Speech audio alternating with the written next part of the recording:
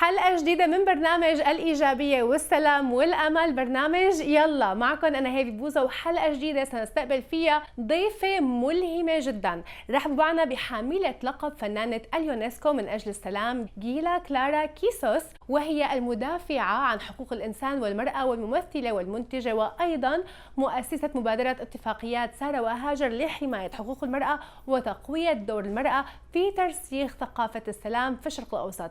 لتعرفوا عما تقوم به جيلا تابعونا بهذا اللقاء المميز. يلا.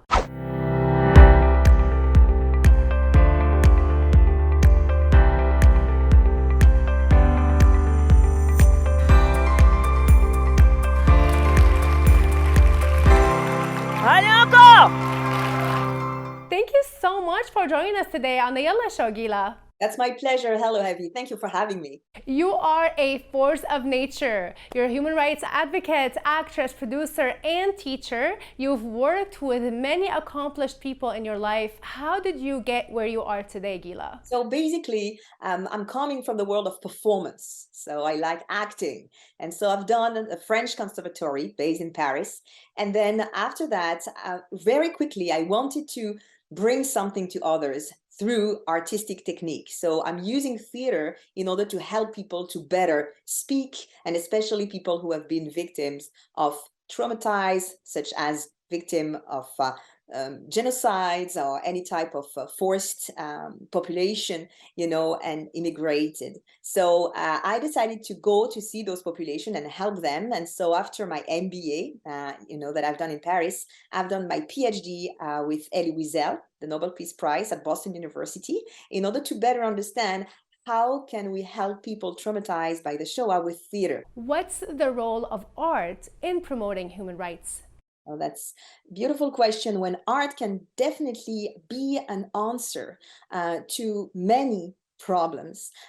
This year, I had the chance to organize World Art Day at UNESCO together with the World Health Organization, in order to understand that art has, a real role in the games in terms of feeling better, in terms of the therapeutical approach, but also in terms of living together.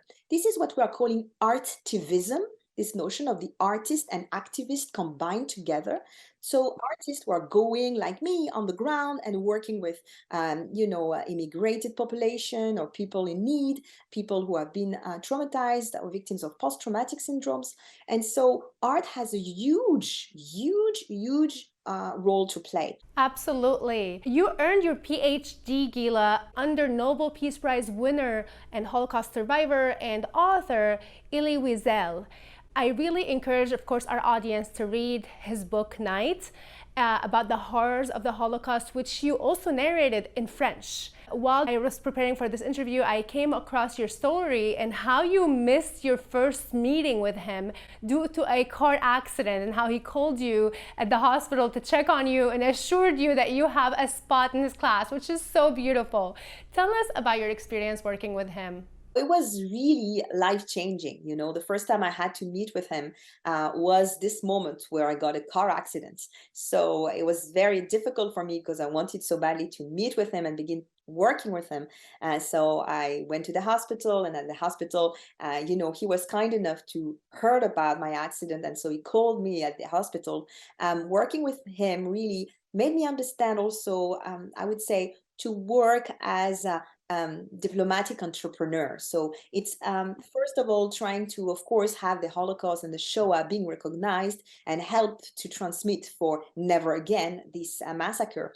But he really is thinking more abroad. It was not only victimology about the Shoah, but trying also to connect with other suffering. That's why he went to Sarajevo, for example. He fight also for Armenian, genocides. So he was someone who was also having a political place in order to always remind to big figure to always take in account the people who are voiceless, who have difficulty to express themselves because they have been victims. And that's really what struck me working with him, always trying to think, okay, I'm privileged to feel good myself, but because of this notion of privilege, I own something to the world. And when I was sitting in his class, he was always reminding us as privileged we are as a student who come to Boston University and who needed to basically better understand the reality of the world. If you would say one thing that you took away from this experience, what would it be? I would say this is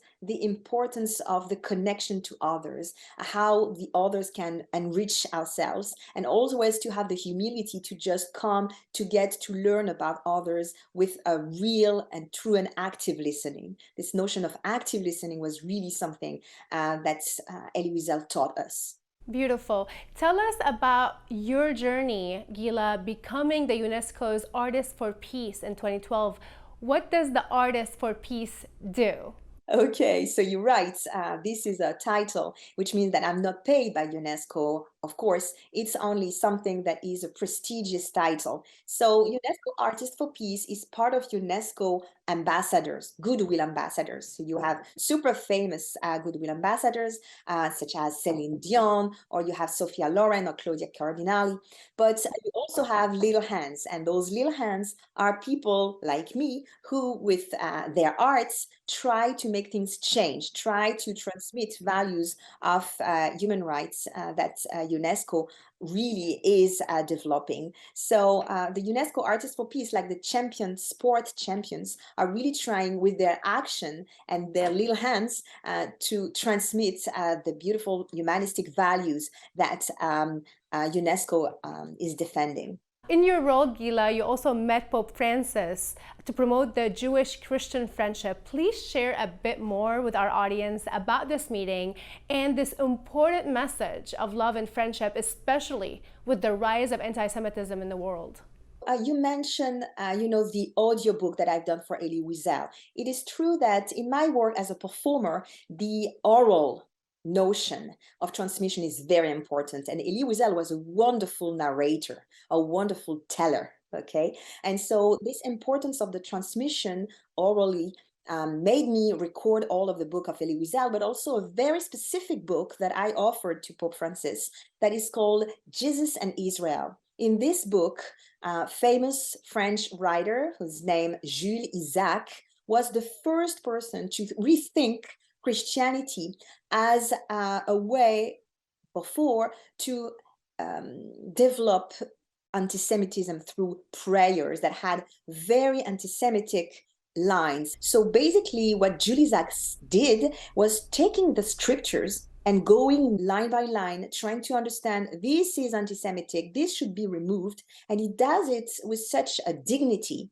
and such a love of the others and the love of Christianity that he was heard at his time by the Pope, and that changed the entire thing for Vatican II in order to have the entire Christianity revising the scripture to remove any type of anti-Semitic mention. So that was a huge, huge thing. Basically, I really wanted to record this book to offer to the Pope in order to celebrate the 75th anniversary of the Jewish-Christian friendship that was created in France. And it was very important for me symbolically to give it to Pope Francis. And he himself said that this, audiobook was a symbol to never forget that today, as you said so, anti-Semitism is still very alive. You also recently met with the Dalai Lama, who fled the oppression of communist China and continues to work on preserving the identity of his Himalayan homeland of Tibet. What did you talk about? Did he share any words of wisdom? So it was a privilege, of course, for me to also meet His Holiness Dalai Lama. Like the Pope, what I did was recording something that I offered him. This time I recorded a book that he wrote about a manifest for universal responsibility, in basically explaining the interconnection, the interdependency that we all have, not only one another, but also connected with nature. And so when we met, we spoke about interreligious and intercultural dialogue, we spoke about women's rights, and we spoke also about the importance of resilience. And what was very interesting was this line that he gave me, that was a really line for hope, saying that when there is a chance of surviving, then you need to fight. but when there is no chance of surviving, you still need to fight. And I like that because he added with joy. And this is what I really want to transmit to Yala. This notion of joy is key in order to build up a stronger resilience. This is so profound. And I want to add that your name means joy, right, Gila?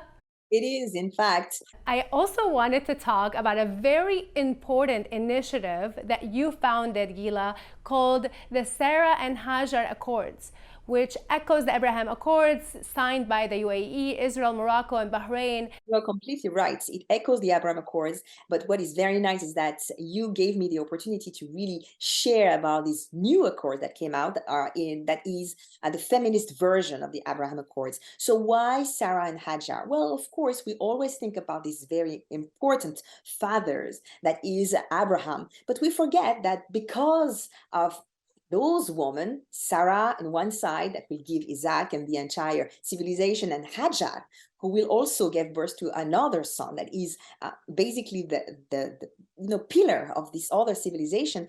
Thanks to those women, we are here today. And this is also the warrant of the two important religions that we are trying to unite in here. So that's why I really wanted to create this Sarah and Hajjar Accords for, I would say, two reasons. One, for women's rights, in order to really help to fight violence against women. The goal is not to force women to become, dressed in that one way or another, but really try to fight against violence. There is no reason for having any violence against anybody. And that's very important, that women should today be more protected by governments. And the women also that were engaged in those accords really want to become role models. They really want to be this type of people who are offering to other women the possibility to be on the table of negotiation, because we are fed up to always have men being on the table of negotiation only. Who signed this declaration, and what do you hope to accomplish through the Sarah and Hajjar Accords going forward? So the women who signed are Her Excellency Nancy Kaduri for Bahrain. For Israel represented Ruth Westerman Lande. For Morocco, we have Maria Balafia. And then for the Emirates, we have Her Excellency Afra Mahesh Al Hameli. And what is very beautiful is those women getting together with this idea of defending women's rights on this region, and also trying to play this role model in order for women to think that they have their place in diplomacy. You also talk about women's role in achieving peace and coexistence. Gila, where have you been? I completely agree with you. But for the guys who are in our audience, what special perspective, in your opinion, do women bring to advancing peace? That's an excellent question. And so the negotiation is very important. And we heard a lot. I asked, different governments why there is no woman in the table of negotiation. And you know what they said? They said, well, if we have women, we may have consensus and we are not sure to win. I like that, because this is what women can bring: understanding, listening, maybe a word of empathy, maybe different angles. And what we want to say again, it's that guys need to be close to us, because there is not us, there is a huge us, men and women together for a better government, a better well-being of people, just a better humanity. And that's why women's rights should be a human rights, and men can be proud to also defend these rights. Last but not least, I want to ask you, Gila, to give our young viewers in the Middle East and North Africa advice. What would it be? So my advice is just to be able to better connect, to be less afraid of the others, to get to learn from others. I think we need to have the love and the curiosity of the other. And by developing that, we will at last convince others. And remember that etymology of convince is cum vincere in Latin, which means winning together. So convincing someone is not to force someone to think the same thing than me, but on the contrary, convince someone is creating a relationship where we can really win together. Cum vincere, win together. And I think like this, we will be able to be stronger. Amen.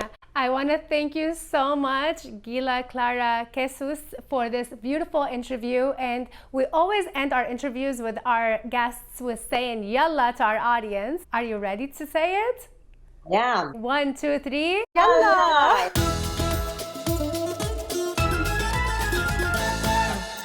يلا.